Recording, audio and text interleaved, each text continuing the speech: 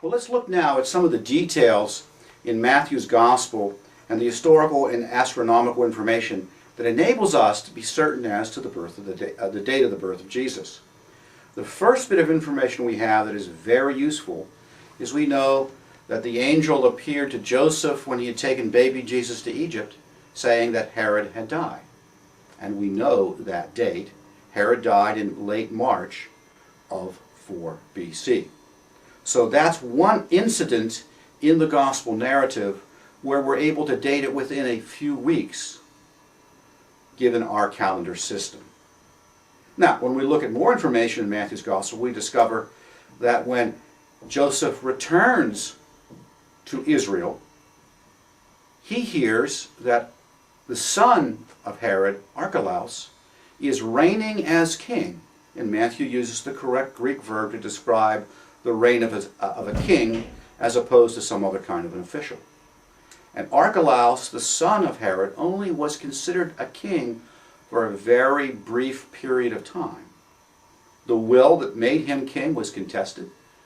Caesar confirmed the will, but when Caesar confirmed the will, he also denied to Archelaus the title king and gave him the much lesser title ethnarch, ruler of a people.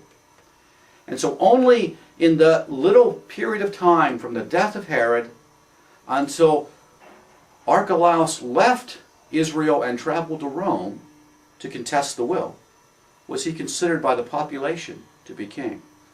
We therefore know that the return of the Holy Family from Egypt took place somewhere just before Passover of 4 BC. So we're very clear on those dates. The question is, how much time took place before that, from the birth of Jesus until the return? And many people think that Jesus was in Egypt for 2 or 3 years. But in fact, there's no evidence of that at all. The Matthew narrative treats the events in quick succession as if they took place in a very brief period of time. And the Luke account gives us information that also indicates that the time from the birth of Jesus until the resettlement in Nazareth was also a very brief period of time.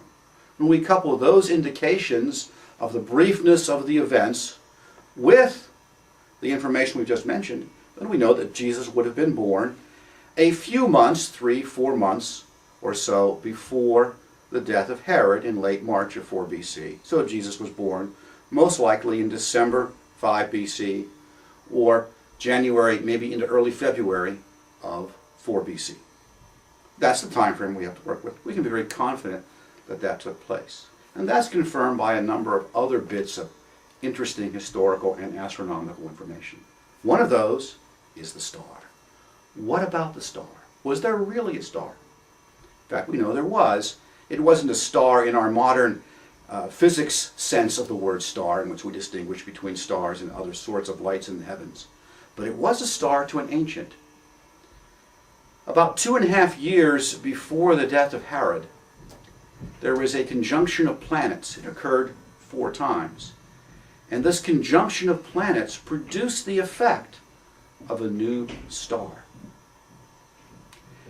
And we know from the Matthew narrative that the Magi who saw the star and came to Jerusalem to greet the newborn child, that they had seen that star a little more than 2 years before their arrival in Jerusalem. That's clear from their interaction with Herod. And so again we see that if we take the dates of this conjunction of planets, which we know was 7 and 6 BC, and we move forward 2.5 years, we end up again in the winter months of 5-4 BC. And so it turns out that all of the bits of data that we have confirm each other that the birth of Jesus, using our dating system, was in the months before the death of Herod. December 5 BC, January, maybe early February 4 BC.